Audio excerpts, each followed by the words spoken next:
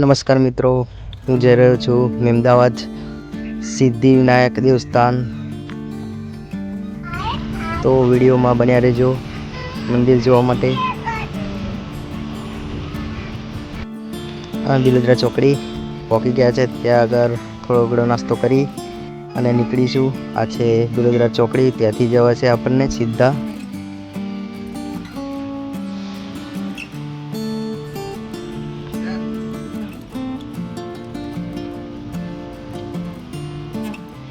આપણે મંદિરના ગેટે પહોંચી ગયા છે.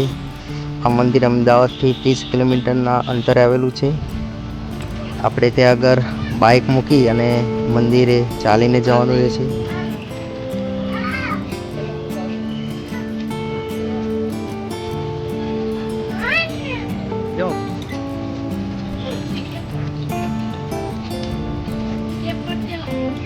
મંદિરની સામે પ્રસાદી મળે છે. ત્યાં આગળ પ્રસાદી લઈ લઈએ, મોતીચૂરના લાડુ, અને પછી આપણે અંદર મંદિર બાજુ પ્રયાણ કરીએ.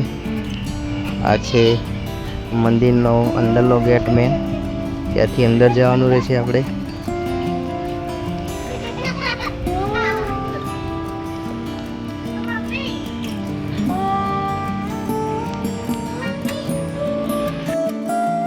તો દોસ્તો, મંદિર અહીંયાથી દેખાઈ રહ્યું છે, થોડે દૂર છે, તમે જોઈ શકો છો. અને મંદિરની સામે હાથીની પ્રતિમા આવેલી છે.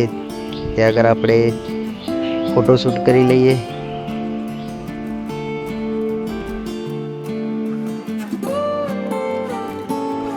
તો મિત્રો, મંદિરની વાત કરીએ તો એશિયાનું સૌથી મોટું ગણાતું મંદિર ગણપતિ દાદાનું છે આ. અને એશિયા વર્લ્ડ ઓફ બુકમાં પણ નોંધાયેલું છે આ મંદિર.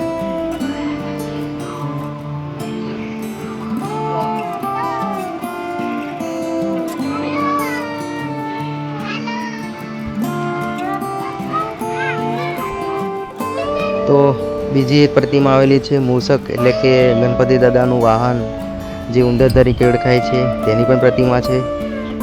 અને અહીંયાથી મંદિર જોરદાર દેખાય છે. તો તમે અહીંયાથી ફોટો પણ શૂટ કરી શકો છો જોરદાર.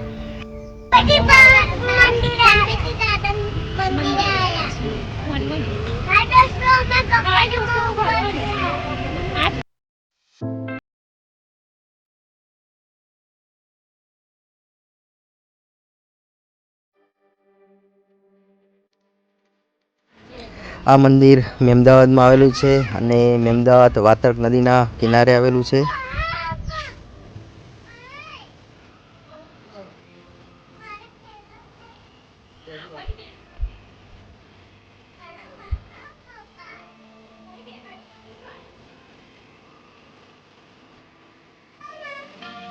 તો આપણે આગળ જઈએ મંદિર બાજુ. ત્યાં આગળ બંને બાજુ ફુવારા આવેલા છે.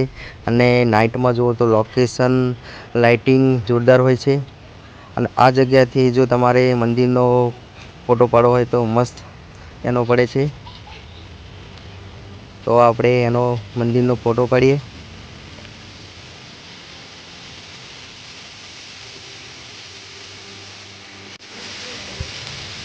તો મિત્રો, મંદિરની ઊંચાઈની વાત કરું તો ઊંચાઈ 71 ફૂટ છે અને લંબાઈ 120 ફૂટ છે.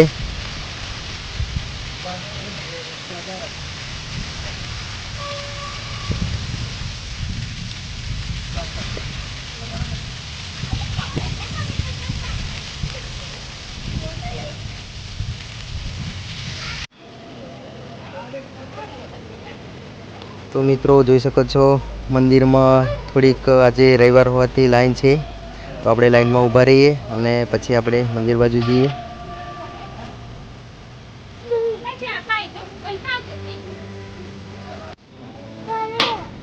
આ મંદિર ઓસ્ટ્રેલિયાના ટેકનોલોજી દ્વારા બનાવેલું છે. અને ત્યાં આગળ સિમેન્ટ કે લોખંડ પણ વાપરવામાં નથી આવ્યું.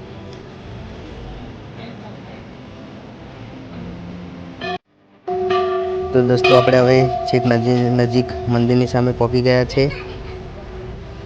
આ છે મંદિરની અંદર જવાનો રસ્તો. ત્યાંથી આપણે અંદર જવાનું રહેશે અને તેની સામે બેલ આવેલો છે, તે વગાડીએ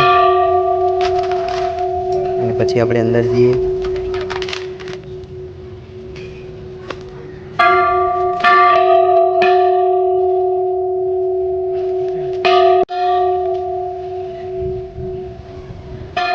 તો અહીંથી આપણે મંદિરમાં પ્રવેશ કરવાનો રહેશે.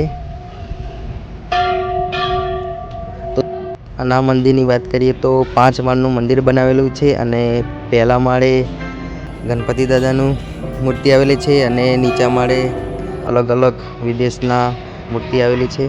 તો થોડા પગથિયાં ચડવાના રહેશે.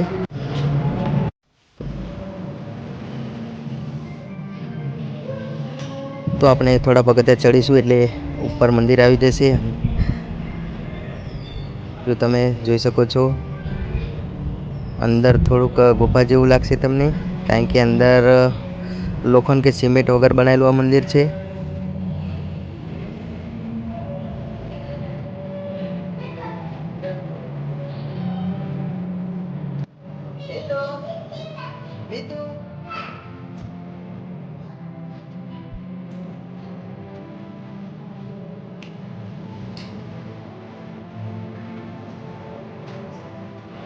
તો આપણે ઉપર આવી ગયા છે.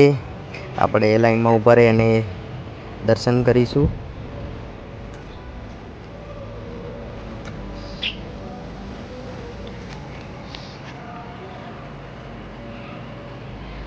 તો આ છે મૂર્તિ ગણેશ ભગવાનની. હવે ગણપતિ દાદાનું થોડાક દિવસોમાં આગમન થશે અને તો તમે પણ મિત્રો દર્શન કરી લેજો ગણપતિ દાદાના. આ છે એમની મૂર્તિ.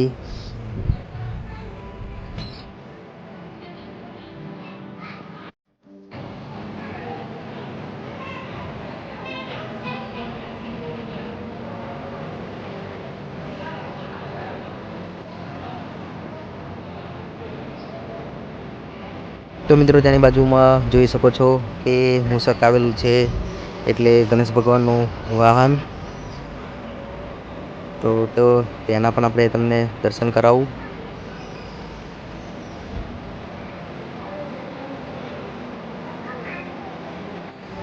આપણે અહીંયાથી નીચે જવાનું રહેશે. થોડાક પગથિયાં ઉતરી અને નીચે પણ આપણે અનેક મૂર્તિઓ આવેલી છે બહારના દેશની, તેની આપણે જોઈએ.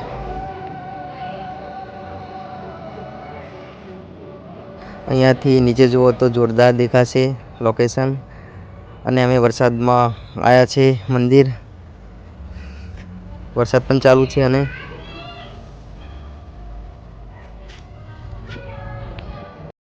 તો મિત્રો તમે પણ આ બાજુ આવો અમદાવાદ તો જરૂર આવો, મંદિરની મુલાકાત લેજો.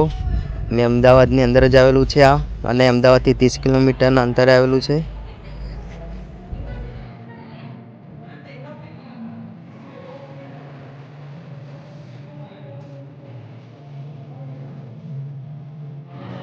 તો અહીંયા મહા શિવલિંગના દર્શન કરીએ.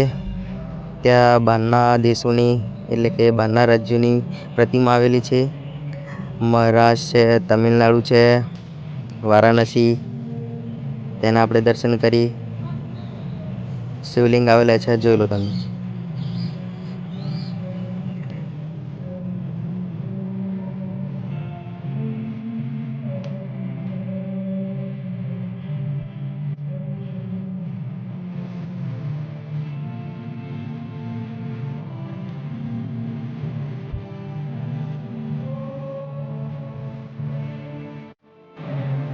તો દોસ્તો તમે જોઈ શકો છો આ જગ્યાએ પૈસા ચોંટાડતા હોય છે, એટલે કે સિક્કા. તો પણ આપણે પણ ચોંટાડીએ. ઘણા બધા લોકો આવે છે અને સિક્કા ચોંટાડે છે. તો મેં પણ સિક્કો અહીંયા લગાવી દીધો છે. તમને બહારના દેશની મૂર્તિ બતાવીશ ગણેશ ભગવાનની. આ છે થાઈલેન્ડની, આ છે નેપાળની, એ તમે જોઈ શકો છો. આ છે ઇન્ડોનેશિયા. બધા વિદેશની મૂર્તિ આવેલી છે અલગ અલગ. આ છે ચીન, આ છે શ્રીલંકા, બધી પ્રતિમા દેશની છે. આ છે બાંગ્લાદેશ, આ છે કંબોડિયા.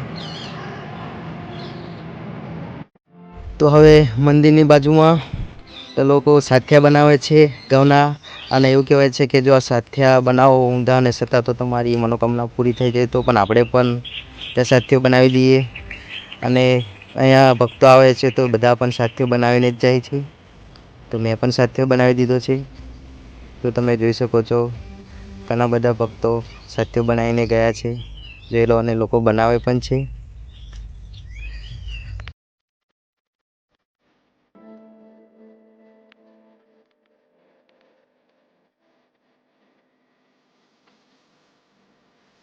તો ત્રીજા માળે તુલના દાન કક્ષ આવેલું છે, તે પણ જોઈ લઈએ.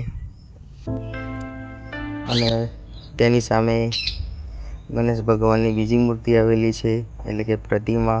તેના દર્શન કરી લઈએ.